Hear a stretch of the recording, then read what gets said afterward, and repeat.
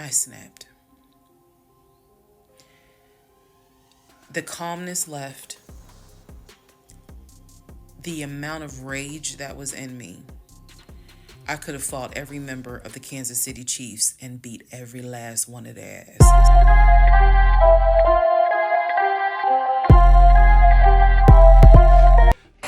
What's going on, guys? Thanks for stopping by the channel for another reaction video.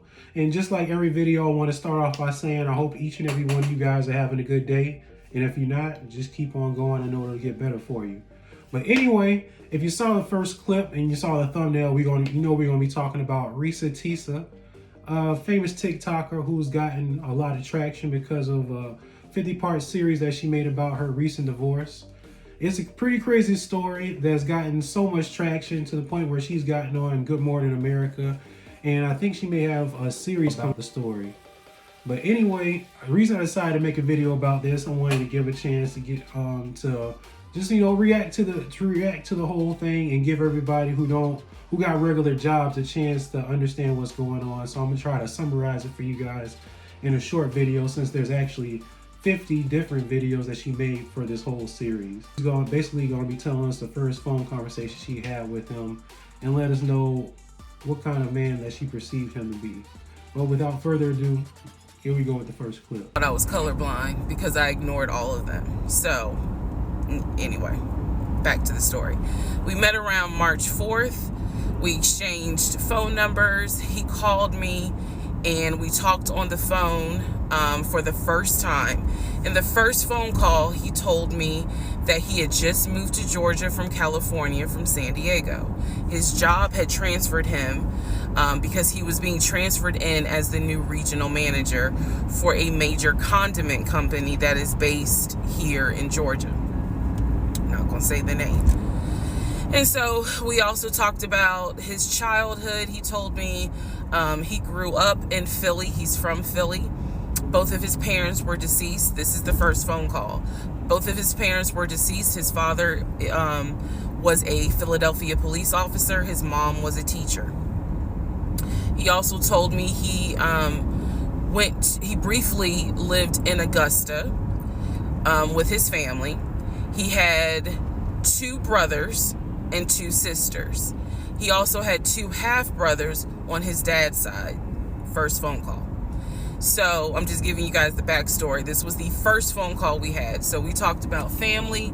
We talked about friends. We talked about our jobs. At the time, I was working at Georgia State Patrol. And he knew this, and he just thought that was like, wow, so you work with troopers all day. Yes, I did. Also in that phone call, he explained to me that he used to play football. He explained that he used to play arena football. I know nothing about arena football. I know about NFL, I know about college, go Dogs, but I don't know anything about arena football. So he explained to me that he used to play arena football. He used to work at Apple in the off season of arena football. And I remember thinking on that phone call, oh, okay, good for you. I don't know anything about arena football. And I believe I did tell him that I don't know anything about arena football. That'll come into play later on. So he told me, I just moved here. My job is paying for my housing and they're helping me to look for a house. He was like, right now I'm in Gwinnett County, but I'm trying to look for a house. Ideally in Atlanta, like Brookhaven, Sandy Springs. He was like, I really would like to move out there. And so I thought, that's great. You're looking to get a house. You just moved here. He was like, I don't really know too many people here because I spend all my time at work and, this job is really demanding. So that was our first phone call. So that was the first clip of the series where she was just talking to her husband for the first time, and you can kind of get a feel for where she thought he was in life. And in my opinion, he sounded like a cool dude. It's nothing out of the ordinary, he said to her. I mean, I've never been on a level where a job going to get you in a house and everything like that after they move you to another side of the country, but it sounds possible. I'm not going to call cap, but it is what it is. It sounds cool at this point in time though. But anyway, I'm gonna go ahead and try to get you caught up from chapter 1 all the way to 16. I'm just gonna hit some bullet points for you that I thought was interesting. You're gonna have to watch the series because there's a whole lot more. I'm telling you, there's a whole lot more backstory there. The things I found that I thought was important was they ended up moving in together after 2 weeks. 2020 COVID hit, so they decided to quarantine together. So they ended up moving in together. That's the first thing. The second thing, they ended up getting pregnant. Hell no. Come on, Wayne. To the no, no, no. Come on, come on. Hell to the no. To the no, no, no. Come on. Hell. That's the second thing. You gotta look it up if you want to know some more about it. But anyway, the third thing is they ended up, instead of looking for a house for him, they ended up looking for a house for together. And lo and behold, that never happened. He started looking for a vehicle for him and for her. That never happened. So a whole lot of stuff that, that was promised that she never really got a chance to see. So she's feeling a certain type of way at this point in time. And I mean, I've never been in that situation. So I think I would feel some type of way if a whole bunch of stuff like that was promised. And every time I'm sitting here like, where is any of it, like, at all? But anyway, I'm gonna go ahead and let you guys see a clip of chapter 16 of this. Because all I wanted was to meet a guy, for him to be my best friend, for us to get married, have a family. I wanted someone I could make fun of his big old forehead, and he make fun of my nappy head and all my wigs, and yet he was my ride or die. I wanted someone that I could be like, man, help me with these kids, and he helped me with the kids. We had a nice home. We were comfortable. That is what I wanted. And I've said this before, and I say it again. I truly hoped it was my turn.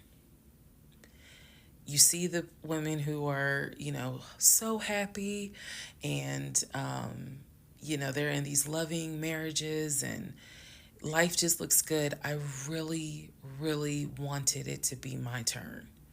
And so I excused away a lot of stuff that I hope the next woman who sees this does not excuse, because I don't wish this on anybody.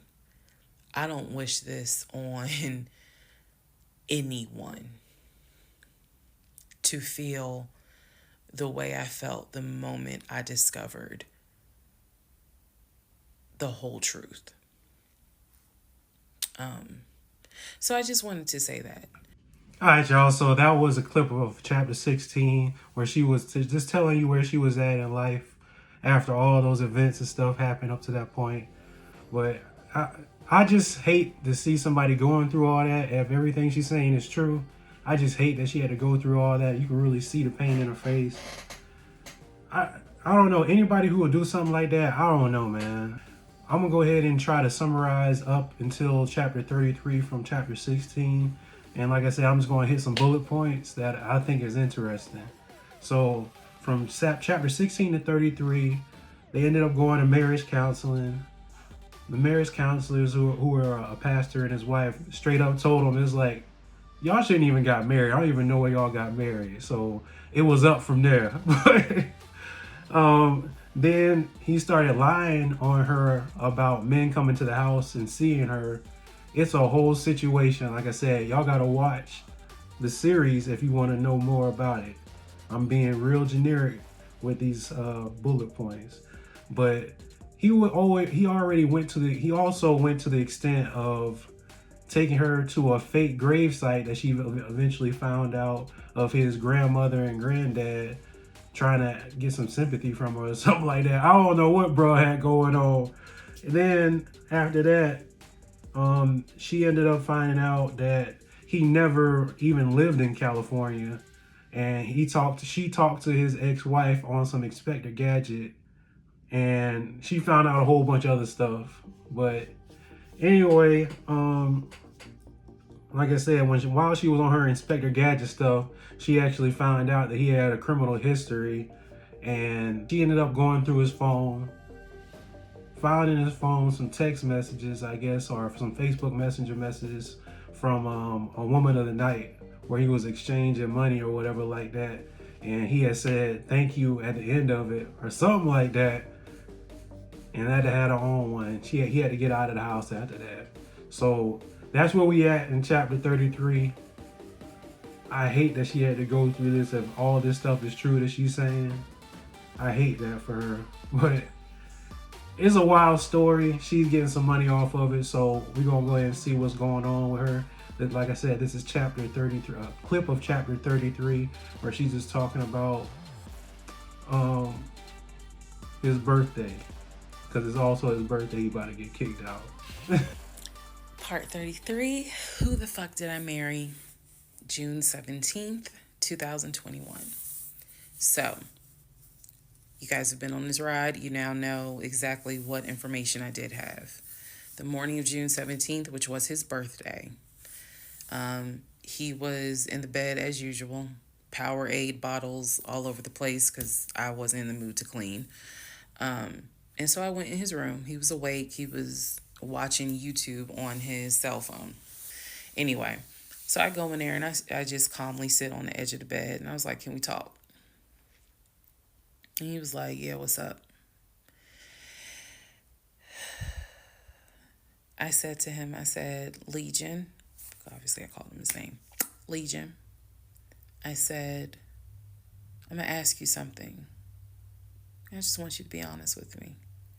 So he starts, I can already see in his eyes, he's about to get defensive. And I was like, calm. Because this is the tone I had. Calm. You never went to San Diego State, did you? He rolls his eyes and he's like, I said, calm down. Watch your tone. I said, you never went to San Diego State. I said, you never lived in California, did you? And he said, of course I lived in California. He was like, I fucking showed you the house I had in California.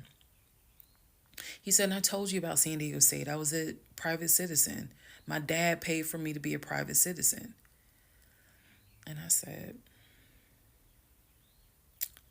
okay. I said, I called San Diego State. And he looked at me. He was just more like, okay. I said, they have no record of you. I said, they have no record because you never went. You never been to California. So at this point, I'm very calm. And I'm just stating, I said, you never been to California.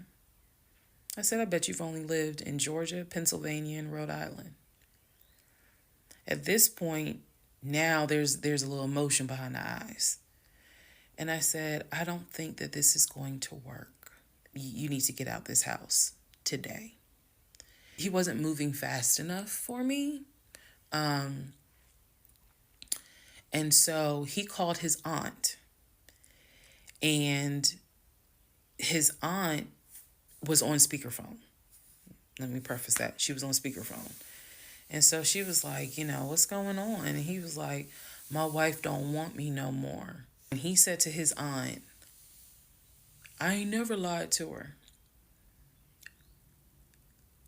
I snapped. The calmness left. The amount of rage that was in me. I could have fought every member of the Kansas City Chiefs and beat every last one of their asses. I could have fought every member on the Atlanta Falcons and beat every last one of their asses. I'm not a violent person, but I was there. All right, so that was a clip of chapter 33. It was really nice to see her step up and stand up for herself after she realized, things she probably already knew, but she just needed verification for it.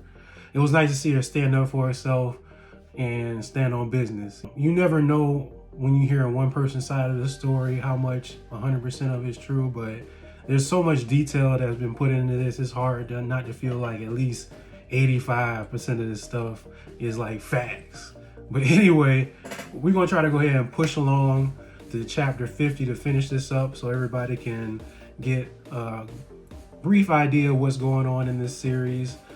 So the things that I thought were important from chapter 33 to 50, he got kicked out. She finds out after talking to his family on the phone herself and talking to him that he didn't have as many brothers and sisters as he was telling her. And because of an injury and something that she never really found out what was going on with him about, he went from like being like a 3X, I guess, to like a size large or medium. I don't know what was going on with him, but she even got a chance to talk to his brother that he was supposed to have been talking to every morning. Like I said, if you just watch the story, it's crazy. She got a chance to talk to everybody that was his real family, and she found out a lot of stuff that, like I said, it's surprising if you don't know him, but if you just hear the story, it's like, of course. But anyway.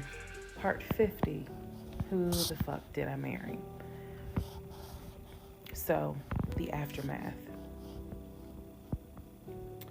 There are some realizations I had to come to after the divorce and everything had passed. One, Legion never loved me. He never loved me. He doesn't love himself, so I know he didn't love me. Number two, he didn't even like me. He watched me get excited about things that he knew I was not going to get. And not even just the possession stuff. Like, of course, we know I was excited to be the woman whose husband is like, I'm taking my wife to London. I was excited to be the woman whose husband was like, yeah, I bought my wife a brand new BMW X5. You have to understand, as all the jokes that we make about the BMW, it was the time and effort that he spent in taking me to dealerships and being sure to put me in the car and test drive the car and, you know, oh, I can see you in this. I like this for you. It seems safe. It was the effort to really make me believe that he was going to get this just for him to fuck with me. The effort in taking me to all these homes to see my face light up as a woman who grew up on welfare, to be able to walk into these 4 and 5 bedroom homes knowing that he didn't have any money to buy it. Imagine if he had just been honest and said, hey, I like in my free time to go to open houses and just see how the other people live. Imagine if he had just said that versus wasting not only my time, but the wasting the time of the realtors who did nothing wrong. There's a level of cruelty to my ex-husband that I had never experienced before. And God knows, I pray I never experience it again. Therapy is real. Therapy helps. Stella Rosa Black helps too. And yes, I will one day get to London. I will get my dark blue BMW X5 with a cognac interior. I believe I will get those things. Just got to get them a different route. So, thank you all for being on the playlist of Who the Fuck Did I Marry? All right, so that was the last clip of the series, chapter 50. And I just got to say that has to be one of the craziest stories that I ever actually stayed in tune with and watched through the whole thing. There's so many tips and turns, but it's like it was all up to her. If it was me, I would have been like, I would have called BS the first time there was something promised and nothing happened, you know. But like I said, in relationships, sometimes you gotta put yourself in a situation where you may be somebody's fool. And this time, it wasn't her time. But anyway, let me know how you guys feel about the story. Let me know how you guys feel how I did about summarizing the story for you guys. If you guys want to know more information, I'm sure I'll have her picture of her TikTok right here for you guys. And like I said, every video, like, share, subscribe, comment. Tell me how I did. Tell me how you liked the video. And until next time, there's always two sides of a story. So I want to leave you guys with a clip that her husband Legion got a chance to do with a TikToker. And the whole interview is going to be on his page, but I'm going to leave a clip right here for you guys. Let me know how you guys feel about it. My exact finances is not your business. She knew for a fact I had money because, again, I bought dinner. I did everything. Because I heard in the story where she said that we quarantined together during the pandemic. And I need to clear that up. Was the Chase loan, the approval of the $700,000, was that a real thing? I never went to my bank and needed to get approved for a loan. Getting up every morning, talking to your brother, who was on the phone? Was the proof of funds ever a issue? To the 2 accounts I let her know about, I had 5 altogether, but she had access to them. She was able to go to the bank, buy what she wanted when she wanted to buy it. Excruciating pain. She did admit to me that when she was pregnant, that was the other gentleman's kid, not mine. It were all signs, but I ignored them because she was my wife, and I'm just saying she's trying to work hard. You start taking care of somebody who don't appreciate it, and then you end up with a REESATEESA. This was a fucking crazy ride. I told her the truth.